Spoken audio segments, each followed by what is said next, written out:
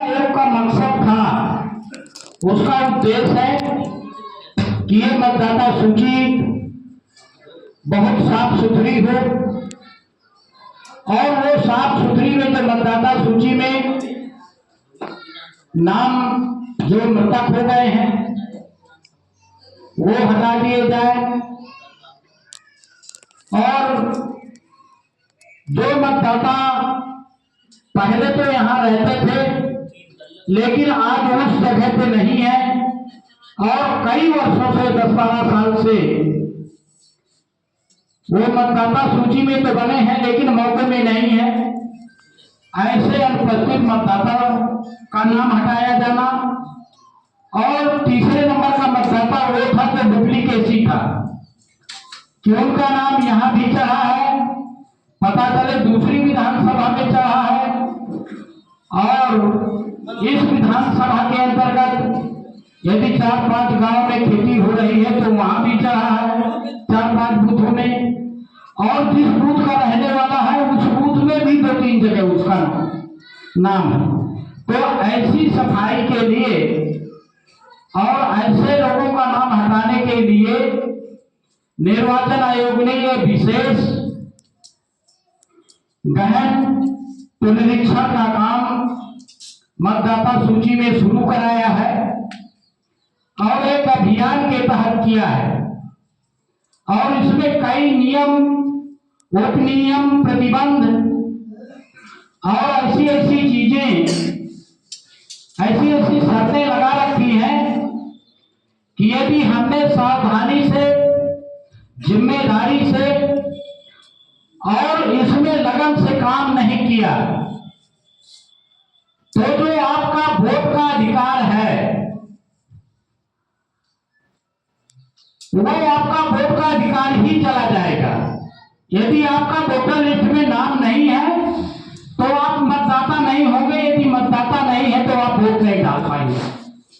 और ये वोट का अधिकार इतनी मशक्कत के बाद मिला है कि जिसकी आप परिकल्पना नहीं कर सकते हैं कि इसके लिए किन लोगों ने संघर्ष किया है और किस तरह से उन्होंने आपको कितनी परेशानियों के बाद ये अधिकार दिलाया है। यहाँ तक कि मैं सच बात कहूँ तो आपको वास्तव में जानवर से इंसान बनाने का काम, कराने का काम यदि किसी ने किया है तो वोट का अधिकार दिला करके बाबा साहब अम्बेडकर ने किया। अब उस अधिकार को सुरक्षित करने के लिए आप क्या करेंगे? काफी चीजें निकल गई क्योंकि 4 नवंबर से लेकर के और 4 दिसंबर तक ये काम होना है प्रथम चरण में। और प्रथम चरण में क्या क्या काम होना है? प्रथम चरण का कुछ काम निकल गया, अब आपका काम ये रह गया कि बीएलओ हर मतदाता के घर आएगा और गणना प्रपत्र साथ में लाएगा। 2 गणना प्रपत्र लेकर के आएगा, एक गणना प्रपत्र आपको देगा और एक अपने पास रखेगा। याद रखिएगा, गणना प्रपत्र में बिना जानकार आदमी के और बिना बीएलओ की उपस्थित में उसे भरिएगा नहीं। बीएलओ आपके यहाँ कम से कम 3 बार आएगा, नहीं 2 बार तो सुनिश्चित ही है। पहले वो आपको फॉर्म देने आएगा गणना प्रपत्र, फिर इसके बाद वो लेने आएगा या फिर दूसरी बार तो उसको भराने आना चाहिए और तीसरी बार लेने आना चाहिए। लेकिन मान लीजिए दूसरी बार आपने भर भी लिया तो उस समय वो ले भी लेगा।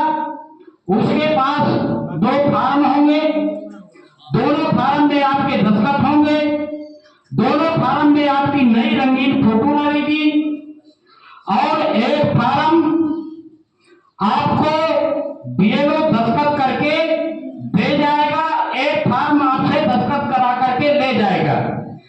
दोनों फार्मों में दस्तखत आपके होंगे और उसमें तमाम विकल्प हैं, उन पे मैं अभी चर्चा नहीं कर रहा हूं, बताऊंगा। लेकिन आपको जल्दबाजी नहीं करना। या तो फार्म आप स्वयं जागरूक है, शिक्षित है तो उसको फोटो कॉपी करा करके फिर पेंसिल और नहीं यदि वही फॉर्म भर रहे हैं तो पहले पेंशन से बाद में पिन चलाइएगा उसमें बीएलओ की उपस्थिति बिना बीएलओ की उपस्थिति में आपने यदि फॉर्म भर दिया तो वो फॉर्म आधा भरा हुआ आया है, आपको दोबारा फॉर्म नहीं वो मिलेगा, आपको बीएलओ से फिर लेकर के फोटो कॉपी करानी पड़ेगी, तो आपको बार बार फोटो कॉपी नहीं देगा। इसलिए उसको आप पेंशन से भरिए या जानकार साथी हो तो उनसे भराइए, पहले पेंशन से भरिए और वो पेंशन भरा फॉर्म जब बीएलओ आ जाए तो उससे बताइए कि मिलान करिए, तब आप उस फॉर्म को पिन चलाएंगे, दस्तखत करेंगे। अब आपको करना क्या है, फॉर्म की जो कंडीशन है, फॉर्म की स्थिति ये है कि फॉर्म जो होगा जिन लोगों का नाम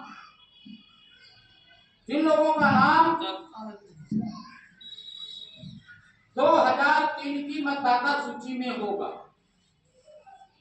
जिन लोगों का नाम 2003 की मतदाता सूची में होगा उन लोगों को कोई आईडी प्रूफ, कोई प्रमाण पत्र, कोई कागज नहीं लगना है।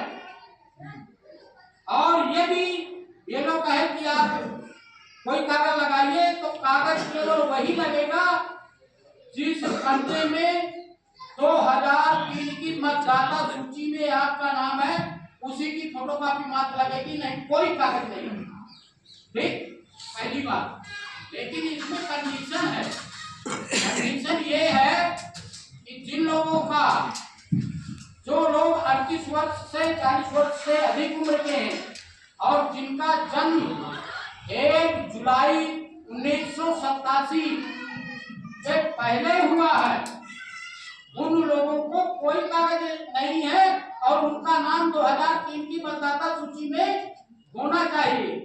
लेकिन जिन लोगों का नाम 2003 की मतदाता सूची में नहीं है किंतु उनके माता पिता, उनके दादा दादी का नाम है तो उनका नाम ये लोग फॉर्म भरा जाएगा और वो जमा होगा।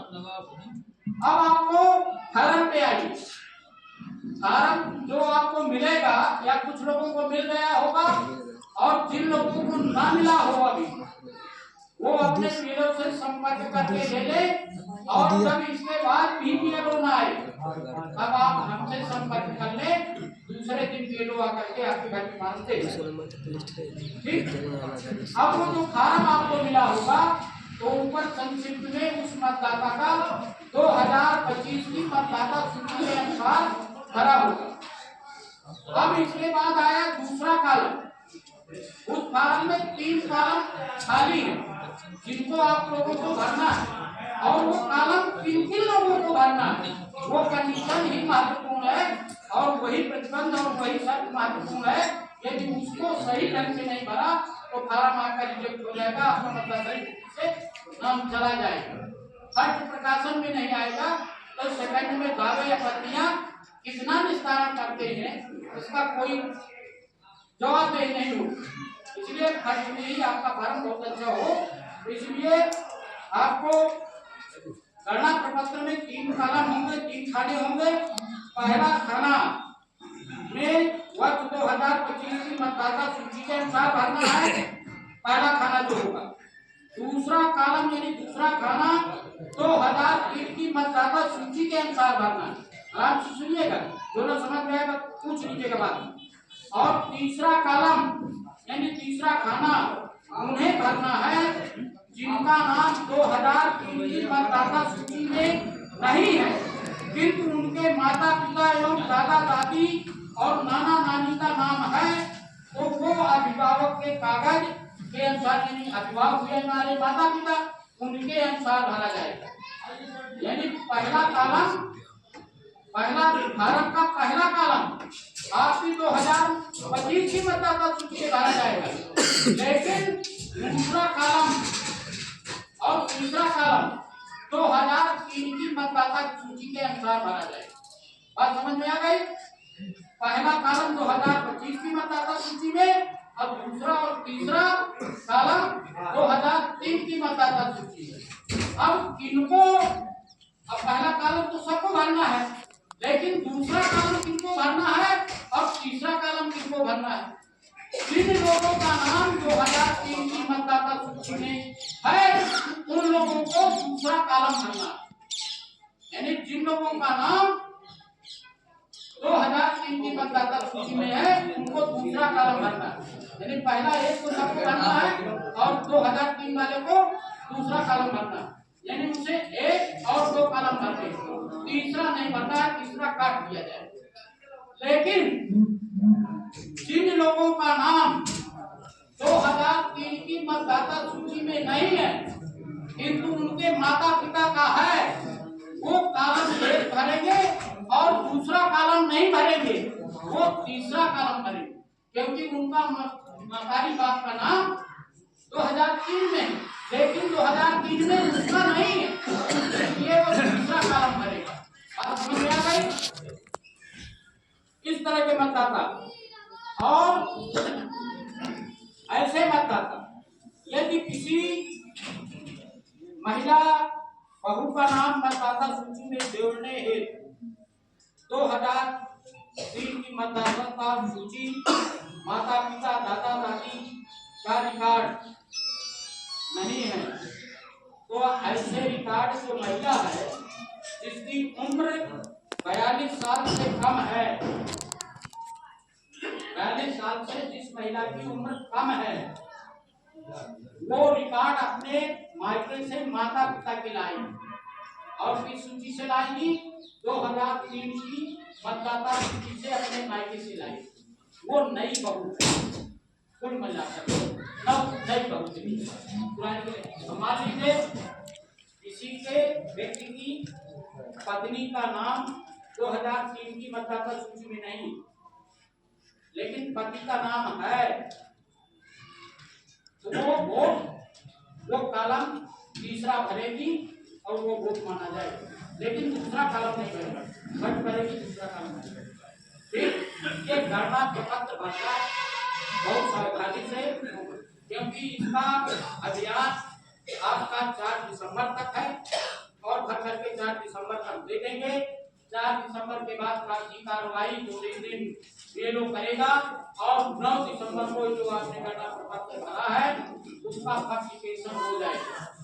लेकिन जिनके गणना प्रपत्र नहीं है उनका नाम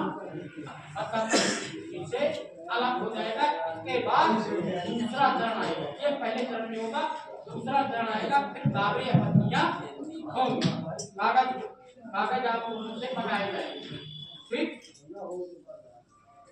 इस तरह से ये आपकी और जिन लोगों का नाम कोई लड़का या महिला जिनका नाम नहीं है, वो 18 साल की उम्र पूरी कर चुका और उसका 2025 में भी नाम नहीं,